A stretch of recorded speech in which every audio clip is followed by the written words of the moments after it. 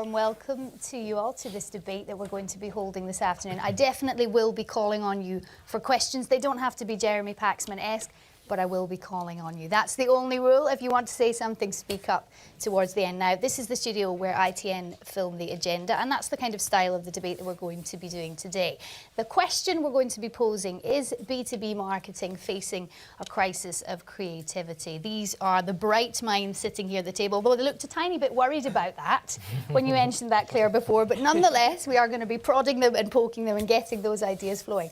Now, recent research by Man Bites Dog highlights that B2B marketing leaders believe that creative content based on a compelling idea is their most effective sales tool. However, they also say that a lack of ideas is now posing a serious challenge to them achieving their marketing goals and ultimately the objectives of their business. So should we be concerned? That's the question we're going to be posing.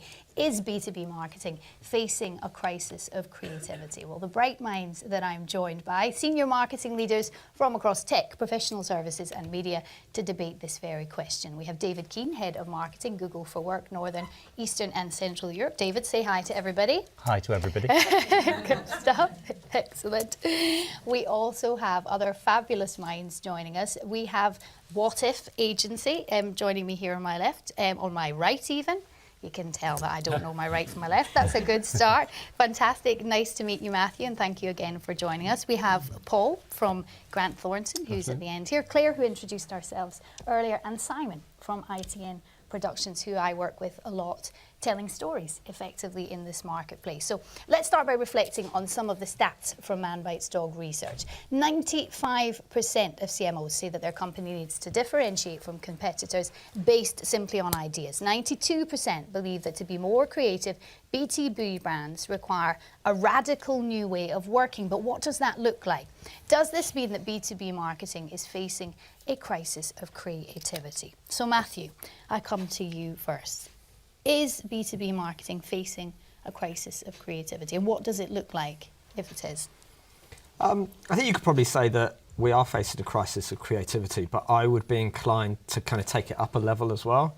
And I'd be inclined to say that we were, in our world of a proliferation of different media and a proliferation of different information, I would say that we're facing a crisis of cut-through as B2B marketeers. And I would break that down into three things. The first one I would say would be curiosity, actually understanding what are our clients interested in and getting some insight into what they might care about, and then directing our creativity to something that they're going to care about rather than something that they won't. Then I think the second thing is creativity. So it is important to come up with some ideas. But then I'd say the third thing, and because I'm on a bit of an alliteration roll at the moment, so go with it, go with it. So curiosity, creativity. But then I'd also say confidence.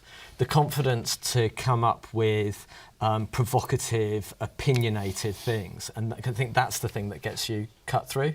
So, yeah, in summary, I'd say creativity, yes, but not before getting really curious and getting some insight into your clients, and not without the last bit, which is getting confident and being provocative. Paul, let me come to you next, because I'm wondering if part of this difficulty in becoming a risk taker is also because of where we've been in the economy. The fact that we have been in recovery for some time, maybe now the focus is turning to growth, but before it was all about becoming efficient and maintaining that efficiency rather than big ideas and growth. Is that something you'd agree with? I would agree with that. I think the language is turning very much to growth, and I think related to that is trying to identify ideas that will prompt and stimulate growth. So I think our brand, Grant Thornton, we have an instinct for growth. That is our strapline. And so very much where our content was focused on trying to help businesses get out of that difficult economic situation, looking at cost cutting and efficiency, the conversation is moving much more towards new opportunities, new growth markets, and what will help a dynamic organisation take that next step to growth. So I think it has changed the nature and the feel of the content. But I guess it's how to get to those big ideas. Let me come to you, David. I mean, Google, that very word says to me big ideas. Obviously, I've never worked at Google, so I don't know if that's the case. Perhaps you can tell us. But from your perspective, do you agree with what Matthew's saying, that there needs to be more risk-taking? I'm going to step slightly on a tangent from what they've said. To me, the crisis is with culture, not necessarily with creativity. There's a lot of creativity in the organisations that I speak to on a day-to-day basis, regardless of the type of organisation. That creativity isn't bubbling up to the execution level or bubbling up to the cut-through level to actually get to people. So people have amazing ideas. When you go and talk to people on the shop floor or on the operational level in any business, they generally know what the challenges are. They've got incredible insights. They have great perception. When you talk to the boards of those companies, they sometimes are not getting those feeds up. So there's a cultural element to how those ideas bubble up, how they get to the top, how new ideas are sparked up, and how when there's 1,000 ideas or 1,000,000 ideas in an organisation, how you kill off the ones you don't want to go with and run with the ones that you do want to go with. And that really, to me, is the secret sauce. It's all about creating a culture and an environment for ideation, allowing people to ideate safely so that they're not penalised for coming up with ideas that somebody might not like, and then getting rid of as many ideas as you can to take the best ones forward. Kind of a Darwinian approach to that ideation process. All of that, to me, sounds brilliant. I think I want to work at the company that does all of those things. I think the big thing is, though, and I'm sure lots of people recognise that here, that for some companies working in a very traditional way, it's very hard to make that leap. You know, any small change is a big deal, but a wholesale change in culture, of course, takes time. Now, Simon, obviously with ITN Productions, part of your job is to tell stories through the medium of video and to reach out to people that way. Some of the companies that you're working with, do you find this, that presenting a new idea and saying, well, let's try it this way? Because video, of course, is something we already understand. So it's taking an old format, if you like, to translate a new idea. Yeah, I mean, in the question there was, stated, do we need a radical new approach to working? And actually, we're seeing some of our clients doing some things that they wouldn't have done only a few years ago. So on the one hand, we've got clients who are becoming, in the B2B marketing space, more like publishers.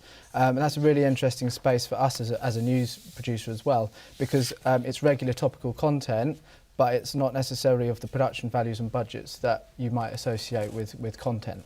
On the other hand, we're starting to see clients who are, instead of sort of selling the product or the service, they're starting to see the value in selling the narrative around that product or service. So really looking at storytelling, but doing it in new ways to the market, not necessarily new ways to B2C content creation, but so I think there is definitely we're at a bit of a tipping point with content, and from my point of view in the video space, it's a really exciting time to see how where the potential is now, where is it going to go, and which direction are people going to go in. Claire, of course, you're partly responsible for this research that you've done. Where do you want to see things go? How do you want to see things change? And I guess today, part of what we're trying to do is to get some practical guidance, perhaps, on how to change things. So what do you want the picture to look like, perhaps, in 5 years? So I was really interested in some of the things the panel mentioned. So Matthew's crisis of curiosity, for example, and also talking about how ideas are surfaced in organisations. Often creativity is seen as a blank sheet of paper, but actually if you really understand your customers and you listen to the people that are there on the front line, as David said, actually a lot of those ideas are there in the first place. It's about surfacing that thinking. So it's not about imposing something new, it's about discovering it within the organisation and bringing that forward. So really, what I'd like to see is for leadership to truly value big ideas, because you will get an exponential return on your marketing with a great big idea versus a very small idea. We often talk to CFOs about delivering a return on ideas. The fact that you put the same resources behind something really compelling versus something really small, you're going to get a bigger return. So I would like to see leaders valuing big ideas, and that's a cultural thing that comes from the top.